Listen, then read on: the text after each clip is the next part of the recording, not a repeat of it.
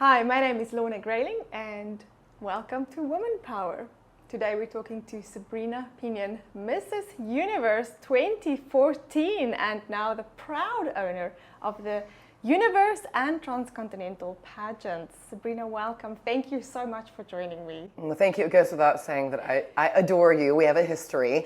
And so I'm of course flattered that you asked me to be interviewed because I just think that it's just one more thing on the list of what makes you amazing. So I love what you're doing. I'm struggling with my voice, so at the end of this week, which we're probably going to talk about, that generally happens. Yes, this has been such a big week because you're the owner of the Transcontinental and Universe pageants, and you just had a full week full of international delegates at your pageant, and the finals was literally on Saturday night, right? Yes, on Saturday night. So it's a week-long process of just welcoming the women, orientation and sightseeing, feeding them, and really just educating them on not only the pageant and what we represent, but the reason for the pageant, which is the pledge campaign.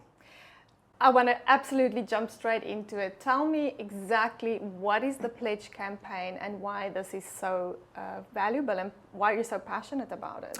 Well, the pledge campaign really, it started as a conversation to get men more involved, good men in the fight or becoming champions for women and children that are survivors of domestic violence and abuse of all forms. And so that evolved into having women take responsibility for whom they allow to love them, and then children understanding the power of their words, because generally, abuse or any type of negative conversation. Children, they do this when they're young, and then it kind of just evolves into a pattern. And these are the things that damage most, and we need for them to understand that words have power even when they're young. And so we teach them to use good words, so good words are echoed back to them. So it's a conversation and a movement, because we've all heard about domestic violence, and it's something that's talked about almost so casually that it falls on deaf ears. Yeah. But same partner violence, friendships can have hints of domestic violence and abuse, because again, verbal, emotional, financial abuse and neglect, sex trafficking, attempted or completed rapes. These are all forms of domestic violence and abuse, either at the hands of a stranger or someone that you know, and oftentimes it's those that are closest to us that are sometimes perpetrating abuse on us without it even being realized. Yeah. So it's about recognizing the signs and also really focusing on women and children and teaching them that they need to value themselves, and even if someone has devalued them by the way they've treated them, finding their self-worth again, finding their value, and understanding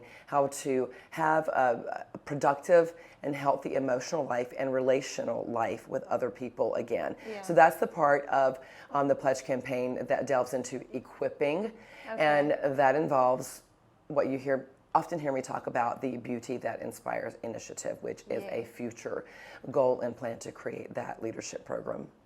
Yeah, I want to jump back. You said so many powerful things now. One of the things that you mentioned that really caught my attention is to take responsibility. I love that there's a space for women especially, and to take responsibility.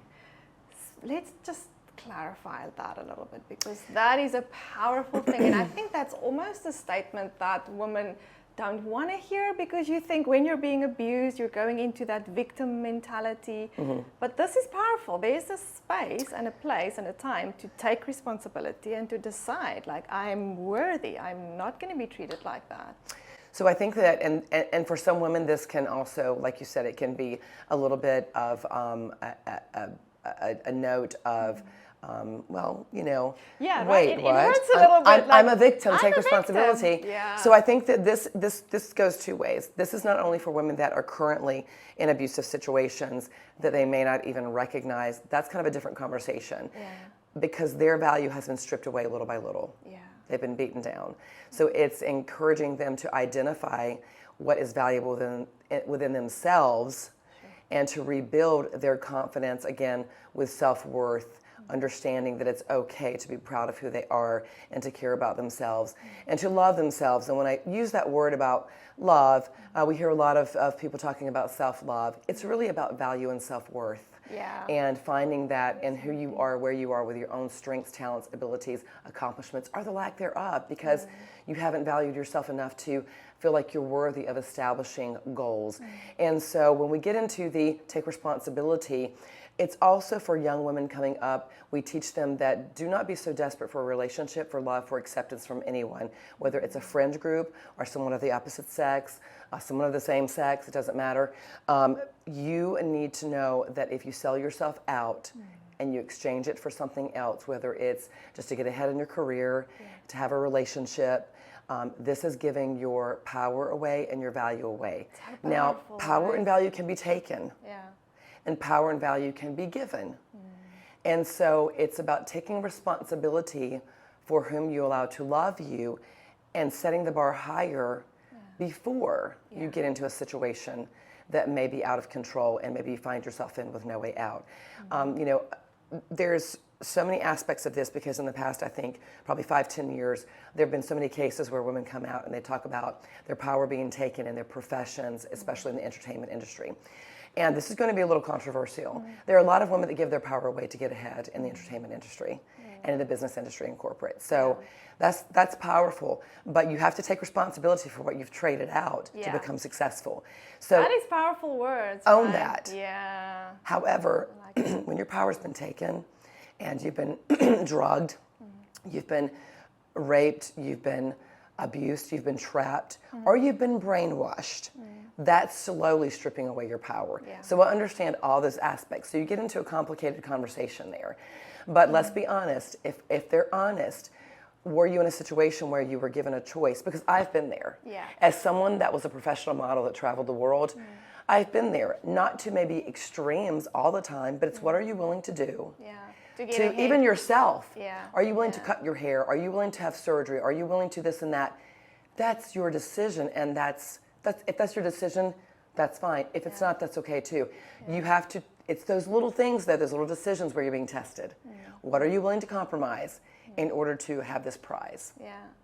And that's difficult. And that fine line, like what is okay to compromise and what is not, right? Correct. And the consequences of that, because when you do start compromising, that almost creates that inner value of yourself again, like I'm willing to give this up of myself or to cross this boundary.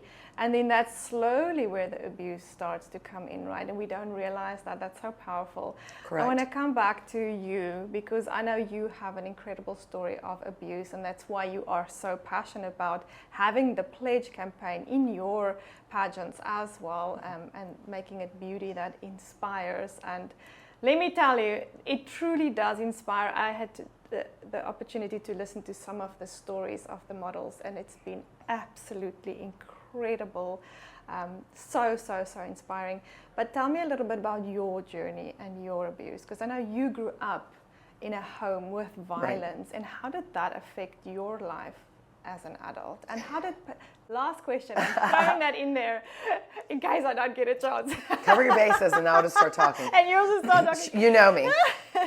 But how did you get into modeling? How did that change your life? Because I know those three aspects go kind of hand in hand, your abuse and modeling.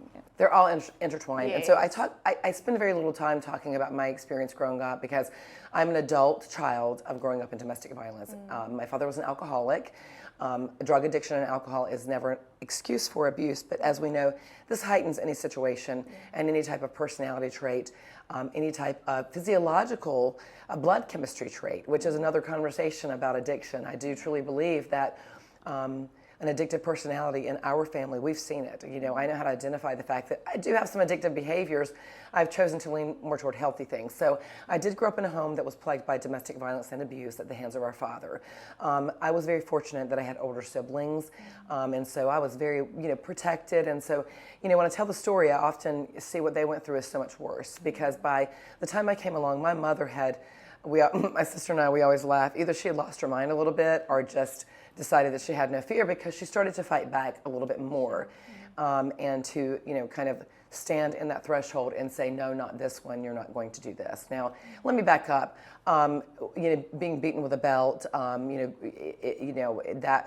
fear when our father, came home on a Friday. If he came home, it was going to be a weekend long, pulling a drunk is what we called it. I'm speaking in very layman's terms now of how I grew up. It's very real. It sounds very fast, but it's very real. It's very real. Right? It's very when real. You're a child. We were that home.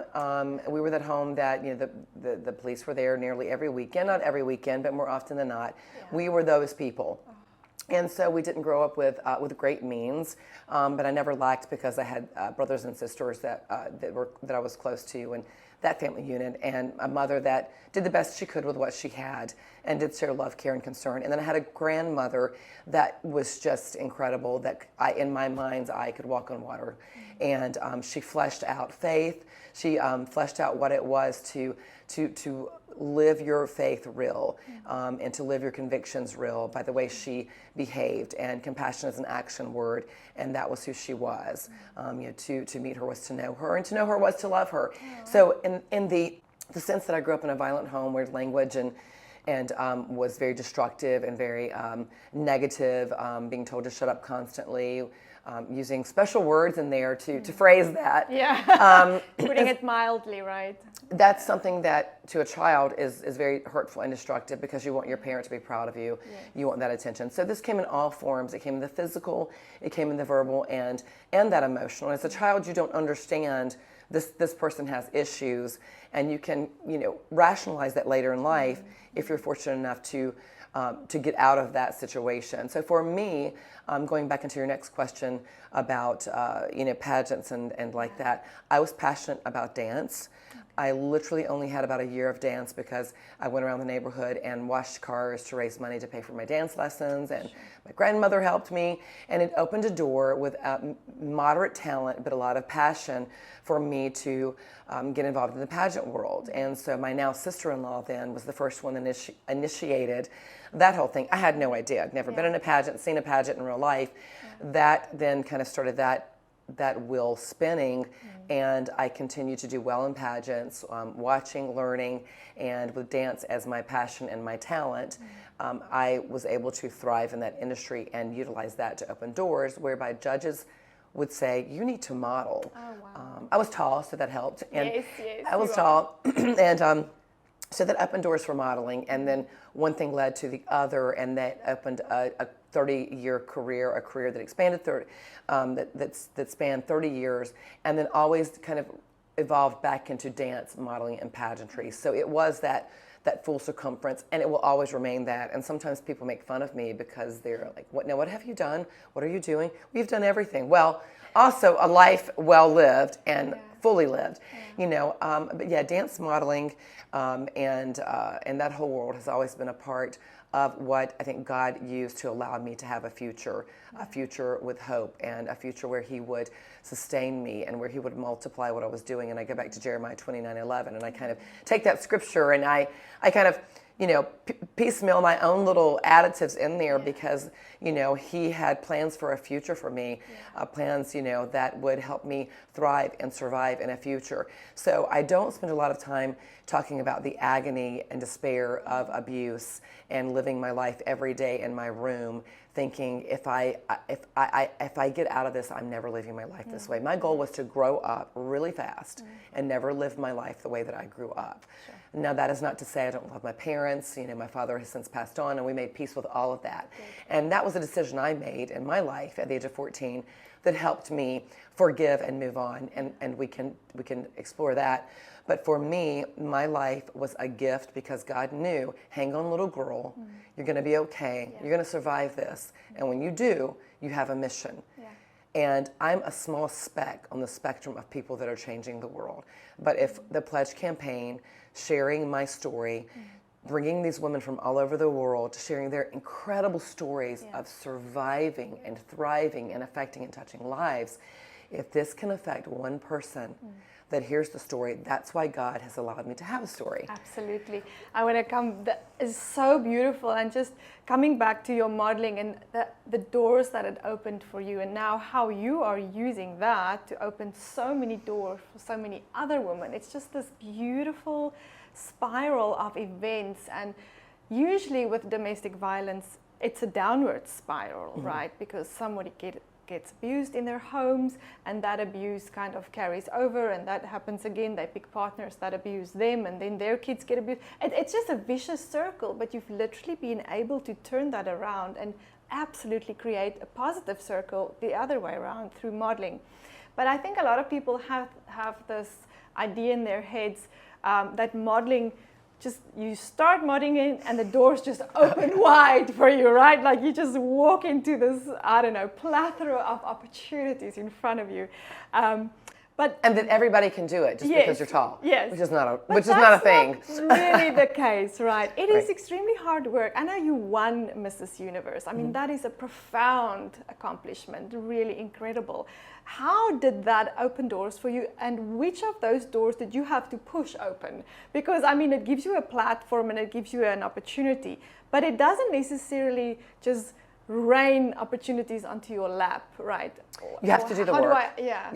You have to do the work, and you know this because you yourself, you were Mrs. Africa and you were Mrs. Transcontinental, and you took that and ran with it, and that's what I say. I think that a lot of women that get involved in modeling and pageantry think that everyone's going to flock to them and want to do for them. Yeah. And that happens to some people. Sometimes, right? Yeah, but modeling not is a business, it's an industry. And so for that top 10 in the world that's referred to as supermodel, which there's about a top 10, that happens for them. But if you want to go into this as a business that can be profitable and that can allow you to see the world and experience so many cultures, you have to take it as a business. And I was very fortunate that I understood it was a business. And so with the Mrs. Universe, as far as that title, I had already been modeling for so many years. And so what the Mrs. Universe title really did for me, I utilized that to open the doors for the pledge. Yes. Because life evolves, we evolve. It's an evolution of passions, desires, and goals. And so starting in modeling and pageantry at the age of 13, that allowed me the opportunity to see the world and also get paid for it. So to have that future, to have that success, and that hope that things would get better and I would continue to move forward. Also, because I had incredible people around me that helped me believe and see that I could, which is huge. So I credit them so much. And that's so powerful to have people around you that believe in you. And 100%. I think with your pageant and what you're doing now, it's just to have you around these women saying that I believe in you and that you're destined for something greater. And that's why you have these beauties that inspire and not just look nice. That's right. Yeah, and beauty is wonderful and it can open doors. But once the doors open, it doesn't change lives by itself. Yeah. So they have to take it and run with it and say, this is who I am, this is what I can do, this is what I want to share. And that is what I did with the Mrs. Universe title. However, I will say this, doors opened a lot easier because of the title. And that's what a lot of people don't understand. Well, you can do these things without having a title. Many people can. But it really all boils down to, you can, but also connections and contact. Yeah. You know yourself in any industry. A lot of people have connections corporately, and that helps them open doors, and that's beautiful. With a title, it helps open doors because, in general, you're seen as someone whose background has been checked. You have been affirmed that this is a person of, conviction, morality, integrity, that we can trust to come in and speak to our youth, speak to our women that have been, abused or neglected or whatever they may have gone through. So in that way, it does open doors, and it did, and it opened so many doors for me. I could not walk through all of those within a year, and then even 2 years, I was still walking through doors, and I said, God, what can I do to keep this momentum going? Because it doesn't need to be the Sabrina show. My story is not the most horrific story. My story is not a story that everyone can relate to. My personality is not one everyone relates to. We're all different and uniquely made, and so we have to meet people where they are. So for me, herein lies how the pageant became an actual thing, as God said, I've got to start a pageant. These women, they are already involved in philanthropy. They're beautiful, they're articulate, they're intelligent. Let them take this ball, share it with me, multiply it, and run with it. Because it takes more than just one. Yeah. And I am not all things to all people. Yeah. So I said, and that's why it can spiral now, right, into this amazing thing. I heard one of the finalists, or the delegates, talk, and she was saying to me that she has 2 degrees. Like she studied a master's degree and a bachelor's degree. And she said that she had never had so many doors open for her than with her sash, when she came into the competition. And she was so inspired by that. So it's absolutely true. It can really open doors for you. Yeah. And it has. And it's amazing. Also, you have to take the risk for doors to stay closed. Yes. And that's never bothered me. Rejection is a part of life in all walks of life. Some people are going to be open, some people are not. But been really fortunate that I can say, if you put yourself out there and you stay humble and appreciative for people's help and assistance, you'll find that they are readily available to give it. They really want to when they understand that your passion is real. But again, pretty opens the door, but these women back it up with a beauty of the mind. Yeah, and the hard work, absolutely. Yep. Last thing before we close, just the pledge. Tell us what exactly is that, and how do you, I know it's something that you say, so if you can share that. Yeah. So like I said, it's a movement and a message, and I think this will oftentimes just start with planting a seed. So when I started the pledge and I shared, I'm like, this is not a grandiose, going to blow your mind, new concept. Yeah. This is not something that, no one's thought of before. So the pledge campaign in its original insertion was having men step up and having men get more involved and give them credit, because there's good men. Not all men have the propensity toward violence just because my father was a violent man. I have men take his pledge. And his pledge is simply, I have wristbands and we pass the wristbands out and we have men hold up their wrists on video or in a social setting at a meeting and say, I pledge to speak out, to stand up and speak out for women and children. And then her pledge has women pledge to take responsibility for whom they allow to love them. So you're making a public acknowledgement of a decision that, when shared, can start a movement of a thought process, and also just accountability and conversations with people. Absolutely. Kids Pledge, we have a little blue band, and it won't fit on my hand. The Kids Pledge has kids use good words, so good words are echoed back to them, and we use examples and different modalities of how words can affect you through little demonstrations that are interactive with them in a school setting or a group setting. And so that has them thought, it provokes thought on their level. Yeah, it's so powerful, because that's where it starts, right? Is that point where you come and you say, all right, I'm going to stand up. I'm going to decide. This is my words. I love that. Thank you so much. Thank you, and I apologize for my voice to your audience. I'm struggling, and so it makes it a little difficult to understand, and then I just slapped my mic. Listen, it's just going from bitter to bitter. I know, and the hits keep coming, but guess what? Hey, this will be a very special interview because we like to keep it real. Thank you so much. Thank you for joining me. Thank you. I love you, and I'm so proud of you. You know that. I love you. Thank you.